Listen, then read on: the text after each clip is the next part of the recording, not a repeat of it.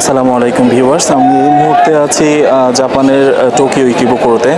আর এখানেই হচ্ছে আমার ঠিক পেছনে হচ্ছে শহীদ মিনার আছে। সেই শহীদ মিনারের সামনে থেকে আমি এই মুহূর্তে কথা বলছি। বেসিক্যালি এই গ্লোবাল রিংয়ে কিন্তু আপনার যে পহেলা বৈশাখ যে প্রোগ্রামটা হয়, এখানে কিন্তু সেই পহেলা বৈশাখ হয় এবং বাঙালিদের বিভিন্ন প্রোগ্রাম মেলাটা এখানেই হয়। এখানেই কিন্তু কিছুক্ষণ আগে সরকারের যে পদত্যাগ, সরকার প্রধানের যে পদত্যাগ, এটা নিয়ে বিশাল একটা উৎসবমুখর পরিবেশ ছিল। কিছু অংশ আমি আপনাদের জন্য ভিডিও ধারণ করেছি, আপনারা দেখতে পাবেন ইনশাল্লাহ। আর হচ্ছে এখানে এখনও বাংলাদেশি মানুষ কিন্তু এখনও আছে, যারা তাদের বিভিন্নভাবে তাদের আনন্দ প্রকাশ করছে এবং যারা এই প্রোটেস্টে যারা জীবন দিয়েছে তাদের ব্যাপারে দুঃখ প্রকাশ করছে। তো আসলে কিছুক্ষণ আগেও ক্রাউডটা ছিল, আর এখনও কিছু ক্রাউড আছে, অল্প কিছু লোকেশনে কিন্তু এখনও মানুষ আছে, তারা আনন্দ উদযাপন করছে, বিভিন্নভাবে পতাকা সামনে রেখে ছবি তুলছে। তো এখন আমি আপনাদেরকে যদি এখানে একটু দেখাই আশেপাশে, আপনারা দেখতে পারবেন যে মানুষ কতটা আনন্দ উদযাপন করছে। তারা বিশেষ করে ছাত্ররা খুব মানে ছাত্রদের যে বিজয়টা এসেছে, ছাত্ররা যে এই প্রোটেস্টে জয়ী হয়েছে, তাদের অধিকার আদায় হয়েছে, এটা নিয়ে তারা খুবই আনন্দিত। এবং ছাত্রদের পাশাপাশি কিন্তু সাধারণ মানুষ থেকে শুরু করে যারা আছে সাধারণ মানুষ, সকল রকমের মানুষ কিন্তু এই মুহূর্তে এখানে এখনো বিভিন্ন গ্রুপে তারা আছে, গল্প করছে এখানে।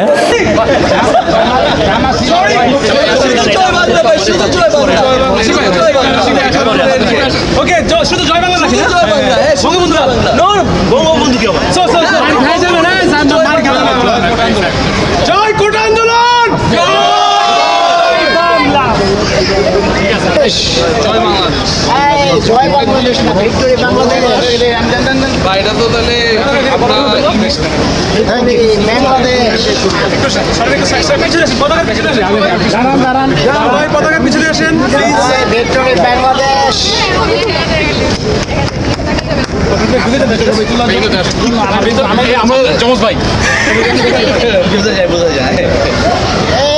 ভিক্টোরি বাংলাদেশ। দেখ তুমি কি তুলবো না? এদিকে আসো, এদিকে আসো।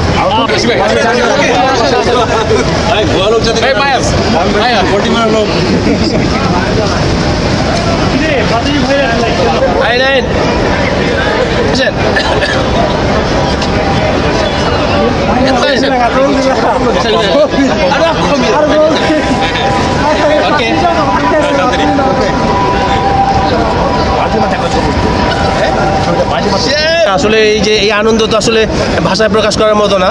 আমরা এই কি বলে এই স্বাধীনতা যুদ্ধের সময় আমি 2-3 বছর ছিলাম, ভাই ব্রাদারের কাছ থেকে শুনছি, কিন্তু আমার কাছে মনে হচ্ছে দেশটা নতুন স্বাধীন হইলো। এই একটা অসম্ভব একটা পাওয়া পাইলাম আর কি না।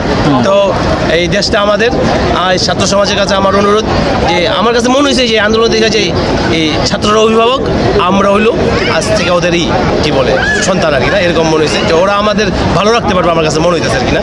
তো রাজনীতি যারা করে, রাজনীতিবিদ যেই হন, আপনাদের একটা জিনিস খেয়াল রাখতে হবে, আর চুদুর বুদুর করতে পারবেন না। এই ছাত্র ভাইরা আপনাদের শিক্ষা দিয়ে দেবে, ঠিক আছে? আমরা চাই সুন্দর একটা দেশ, ভালো একটা দেশ। হ্যাঁ, আমরা বিদেশে থাকি, আমাদের একটাই চাওয়া সুন্দর দেশ, মানুষ আরামে শ্বাস প্রশ্বাস নিবে, ঠিক আছে? যেই দেশকে চালাইলো সেটা বড় জিনিস না, দেশ ভালো আছে কিনা, দেশের মানুষ ভালো আছে কিনা, এটাই আমাদের চাওয়া পাওয়া। ভালো থাকবেন সবাই। ছাত্র ভাইরা আপনাদের আরেকবার salute. Thank you so much.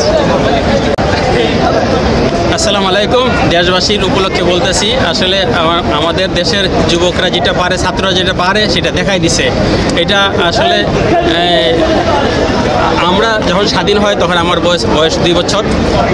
আমরা তো তখনটা শুনছি, দেখি নাই, এইবার নিজ চোখে দেখলাম। আসলে আমরা আমাদের দেশের যে ছাত্ররা কি করছে এবং যারা শহীদ হয়ে গেছে সবার আত্মার মাগফিরাত কামনা করছি। সবাইকে অসংখ্য ধন্যবাদ। আই থিঙ্ক আমরা সবাই অনেক ফ্রি লাগতেছে, সবচেয়ে ইম্পর্টেন্ট যেটা, সবাই খুব ফ্রি। এবং এই ফ্রিনেসটা লাস্ট 15 থেকে 16 বছরে কেউ পায় নাই। এবং আমি আল্লাহর কাছে শুকরিয়া আদায় করি যে 75-এ আমাদের প্যারেন্টসরা যেই ফিলিংসটা, ফ্রিনেসটা পাইছিল, যে আনন্দটা পাইছিল, 2024-এ এসে আমরা এই আনন্দ ফিল করতে পারবো, it's unimaginable. And I only respect to all the people যারা বাংলাদেশে এই প্রোটেস্ট কন্টিনিউ করছে এবং যারা এই প্রোটেস্টকে ধরে রাখছে, এবং প্রত্যেকটা স্টুডেন্ট যারা এবং যে পরিবার স্যাক্রিফাইস করছে, তাদের প্রতি আমার স্যালুট। শহীদ হয়েছে এবং এনিথিং আমরা বিদেশ থেকে বা ফরেনাররা বা যেভাবে তাদেরকে সাপোর্ট করতে পারবো প্লিজ আমাদের সাথে কানেক্ট করবেন ইনশাল্লাহ। এবং অবশ্যই দেশে গেলে আমরা যেন দেশের জন্য কিছু করতে পারি এবং ওই পরিবারের জন্য কিছু করতে পারি, ওই প্রত্যাশা রেখেই আমি বলবো যে আমরা সবাই এক্স্যাক্টলি আমাদের এখন অনেক দূরে বাকি আছে এবং অ্যাটলিস্ট আমরা একটা আশা ফিরে পাইছি যে উই ক্যান উইন, আমরা জিততে পারি। এবং এই জিনিসটাই আমরা এই ড্রাইভটাই আমাদেরকে সামনে নিয়ে যাবে। 1971 আমাদেরকে সামনে নিতে পারবে না, এখন 2024 will keep us moving forward ইনশাআল্লাহ। এবং আমার মনে হয় সবার একই এখানে। আর প্রবাসীদের কাছে একটা প্রশ্ন, সেটা হচ্ছে আপনাদের এই প্রোটেস্টের কারণে যে ছাত্ররা, সাধারণ মানুষ জীবন দিছে, তো আমাদের প্রবাসীদের যারা প্রবাসে আছে তাদের পক্ষ, তারা কি ওদের জন্য কিছু করতে চায় কিনা, ওদের ফ্যামিলির জন্য কি মেসেজ আছে? আমার মনে হয় যে আমি না, শুধু যত প্রবাসী আছে সবাই কেন রেমিটেন্স বন্ধ করেছে, ওদের আমাদের টাকা দিয়ে যেন আমাদের ভাইদেরকে না মারতে পারে।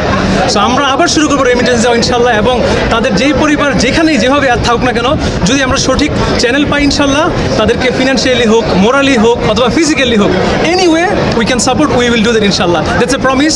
আমি হয়তো আমার নিজের থেকে বলতেছি, বাট আই এম শিওর যে millions of people all over the world they have the same feelings, same promise to all the Bengalis and all the people who sacrificed, who got murdered during this fascist regime. Inshallah আমরা যেভাবেই পারি আমরা আমাদের দেশকে support করব, দেশের মানুষকে support করব ইনশাআল্লাহ। আর কারো কিছু বলবেন প্লিজ? কেউ বলতে চান কিছু? কোশ্চেন হচ্ছে আজকে যে ছাত্রদের এক দফা যে দাবিটা, সেটা যে ছাত্ররা সফলভাবে এটাতে জয়লাভ করছে এবং এটা যে একটা সাকসেস আসছে, এটা সম্বন্ধে কি বলছেন? সো ফার্স্টলি আমি বলতে চাই যে আলহামদুলিল্লাহ, হাজার হাজার ছাত্রের রক্তের বিনিময়ে আজকে আমরা এই বিজয় লাভ করেছি। অ্যান্ড এটা আসলে আমাদের জন্য একটা টেস্টিমনি যে যখন দেশ এবং জাতি, যখন আমরা একসাথে হই, বাংলাদেশিদেরকে কেউ থামাইতে পারে না, বাঙালিদেরকে কেউ দমাইতে আসলে পারে না যদি আমরা ইউনাইটেড হই, যেটা এতদিন ছিলাম না। এবং ছাত্ররা আমার মতে দেখাই দিয়েছে দ্যাট বাংলাদেশিরা আমরা যদি একসাথে ইউনাইটেড হই আর সবাই যদি একসাথে কাজ করতে পারি, তাহলে কোনো গভর্নমেন্ট, কোনো আপনার যারা দুর্নীতি করে কখনো আমাদেরকে ঠেকাই রাখতে পারবে না ইনশাআল্লাহ। আর একটা জিনিস হচ্ছে, আমরা প্রবাসী বাঙালিরা প্রবাসে আছি কারণ হচ্ছে একটাই, কারণ দেশে আমাদের সঠিক বিচার নেই, মেধার মূল্যায়ন নেই। এবং আশা করি এই আজকের গণ অভ্যুত্থানের মাধ্যমে মেধার মূল্যায়ন তো অলরেডি আদায় হয়ে গিয়েছে, কিন্তু এখন যে বিচারটা, সেটাও ন্যায় বিচার বা ন্যায়ের শাসন, সেটা আমরা আদায় করতে পারবো ইনশাআল্লাহ। এবং ভবিষ্যতে প্রবাসে না থেকে আমরা বাংলাদেশে গিয়ে নিজেদের দেশের জন্য আমরা সার্ভিস দিতে পারবো, এই আশা করছি। আপনারা কি মনে করেন, এখন কি সুষ্ঠু বিচার হবে? যেসব স্টুডেন্টরা মারা গিয়েছে, আমাদের ভাইরা যারা মারা গিয়েছে, সুষ্ঠু বিচার কি পাবো আমরা? সেটা আমরা বসে বসে পাবো না, হ্যাঁ আমাদের এনশিওর করতে হবে সেটা। আমরা যারা বিদেশে আছি তারা আমরা সর্বোচ্চ চেষ্টা করবো যেভাবে সাপোর্ট করেছি করে যেতে, কিন্তু যারা দেশে আছে আমাদের সহ কমরেডরা, আমাদের সহ আন্দোলনকারীরা, তাদেরও চেষ্টা করতে হবে যাতে এই বিচারটা এনশিওর করে তারা বাসায় ফিরতে পারে। সুষ্ঠু বিচার এবং বেটার বাংলাদেশ এর জন্য যে first step, we already have reach the first step. ভবিষ্যতে বাংলাদেশটাকে ছিল এবং সেটা আমরা পেয়েছি। এবং এখান থেকে আমরা আশা করি যে একটি ভবিষ্যতে আমরা সুন্দর এবং একটি অন্যরকম বাংলাদেশ, যেটা আমাদের স্বপ্নের বাংলাদেশ, অন্য ধরনের যেরকম আমরা একটা ফিউচারে একটু বড় বাংলাদেশ পেতে চাই, সেটা আমরা পাবো। এবং সেটার ফার্স্ট স্টেপই ছিল এই এক দফা। আমার আরেকটা প্রশ্ন ছিল, আপনারা কি মনে করেন আপনারা জাপান থেকে যা শিক্ষা গ্রহণ করে যাচ্ছেন, কখনো কি দেশে গিয়ে মন্ত্রী মিনিস্টার হবেন, দেশকে গড়ে তুলবেন, এমন ইচ্ছা কি কারো আছে? আমার মিনিস্টার হওয়ার ইচ্ছা নাই, বাট আমার অ্যাডভাইজার হওয়ার ইচ্ছা আফটার ইন মাই 50s। দেশের যখন যে লিডার থাকবেন, উনার ইদার ইকোনমিক অথবা ফরেন অ্যাডভাইজার, যদি ইনশাল্লাহ আল্লাহ আমাকে ওই ক্যাপাবিলিটি দেয়, এটা আমার একটা স্বপ্ন ইনশাল্লাহ। আর যে সেলিব্রিটিরা আছে, আপনারা যাদেরকে ফলো করেন, যে সেলিব্রিটি, এর মধ্যে অনেকে কিন্তু এই প্রোটেস্ট সম্বন্ধে কোনো ধরনের মন্তব্য থেকে বিরত ছিল এবং যখন প্রশ্ন করা হয় তখন সাধারণ জনগণকে উল্টা প্রশ্ন ছুড়ে দেয়। তো এদের ব্যাপারে আপনাদের কি বলার? আমি এদের ব্যাপারে first of all Shakib Al Hasan এই কথাটা বলেছে, তো আমি বলতে চাই সাকিব আল হাসান অবশ্যই হইতে পারে দেশের জন্য একসময় অনেক কিছু করেছে, কিন্তু সাকিব আল হাসান যখন প্রশ্ন তুলে বাকি দেশের মানুষদের উপরে, দ্যাট আমরা কি কেউ কিছু করি নেই, তাই এরকম সেলিব্রিটি অ্যাকচুয়ালি আমাদের দরকার নাই। অ্যান্ড আমি বলতে চাই আমাদের দেশের মানুষজনকে দ্যাট সাকিব আল হাসানের মতন প্লেয়াররা যাতে বাংলাদেশ টিমে আবার না খেলতে পারে, এটা আমাদের ইনশিওর করতে হবে। এরকম আইডল, এরকম রোল মডেল আমরা আমাদের নেক্সট জেনারেশনের জন্য চাই না, যারা নিজেদের মানে দেশের থেকে নিজেদেরকে বেশি বড় মনে করে। ধন্যবাদ। আর একটা প্রশ্ন লাস্ট, সেটা হচ্ছে আমি জাস্ট অ্যাড উইথ হিম, শুধু প্লেয়াররা না, প্লেয়াররা ছাড়াও অন্য পেশার যে কোনো মানুষ যারা আছে, যারা নিজের স্বার্থ দেশের স্বার্থের উপরে চিন্তা ভাবনা করে, কাদেরও আমাদের প্রয়োজন নাই এই ভবিষ্যৎ।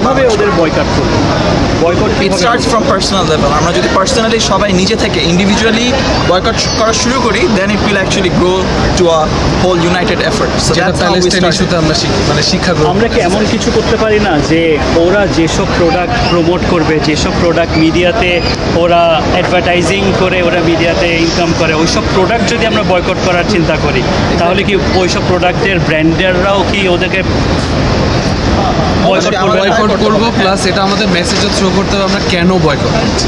এই দুইটা জিনিস ক্লিয়ারলি বুঝাইতে পারলে ওরাই বয়কটের প্রয়োজন। ইনশাআল্লাহ। আচ্ছা ভাইয়াদের কাছে লাস্ট একটা প্রশ্ন, সেটা হচ্ছে যারা এই প্রোটেস্ট, যেটা প্রথম থেকে শুরু হয়েছিল, যে কোটা আন্দোলন থেকে শুরু করে এক দফা পর্যন্ত যে প্রোটেস্টটা, এখানে যারা ছাত্র এবং সাধারণ মানুষ যারা যাদের জীবন দিয়ে গেছে, তো এদের জন্য আপনাদের ভবিষ্যতে কোনো পরিকল্পনা আছে কিনা বা চিন্তা করছেন কিনা, কি করবেন?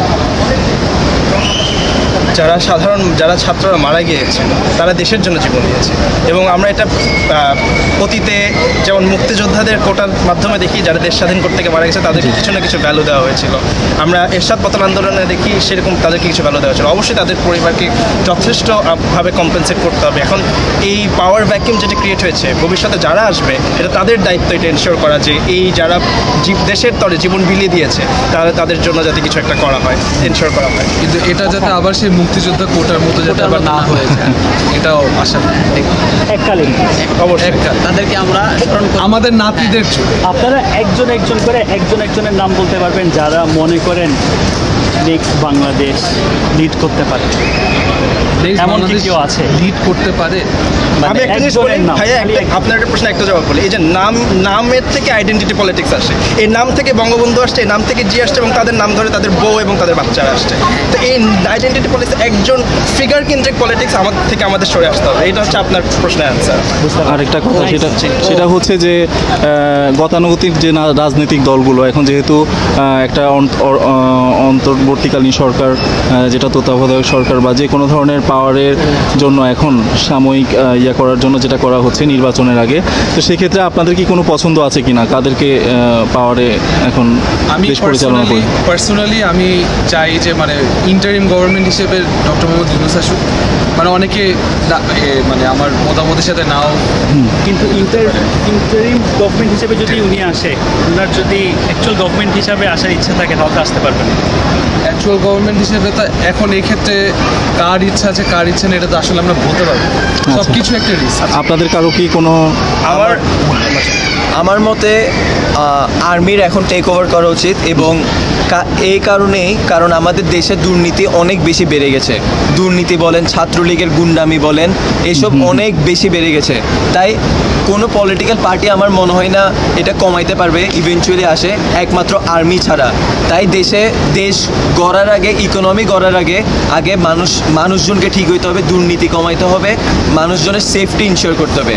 তাই আমার মতে আর্মি এসে আগে দুর্নীতি এবং সেফটিটা বাংলাদেশে ছড়িয়ে দেওয়াটা হচ্ছে প্রথম কাজ হওয়া উচিত। আর আর্মির কাজ তো দুর্নীতি প্রতিরোধ করা, তো দেশ চালানো না, তাই না? এখন আমাদের দেশের সিচুয়েশনটা হয়ে গেছে দ্যাট আর্মি থেকে করতে হবে। অবশ্যই এটা আর্মির কাজ না, কিন্তু এখন কোনো ওয়েই নাই। তুমি বিশাল আকাশের নক্ষত্রের মাঝে আলো দাও অন্ধকারে, কোটি কোটি মানুষের হৃদয়ের কম্পন আমাদের দেশটা জুড়ে। এখনো কৃষক শ্রমিক জনতার মাঝে তোমার প্রতিধ্বনি, আর ওই পাখিদের কলরবে ভেসে আসে কান পেতে আজও শুনি। আর এই মুহূর্তে এই হচ্ছে টোকিও জাপানের এই মুহূর্তে গ্লোবাল রিং থেকে এবং টোকিও শহীদ মিনারের সামনে থেকে সর্বশেষ পরিস্থিতি এবং আনন্দ উদযাপনের মুহূর্তগুলো। ধন্যবাদ সবাইকে। সংগ্রাম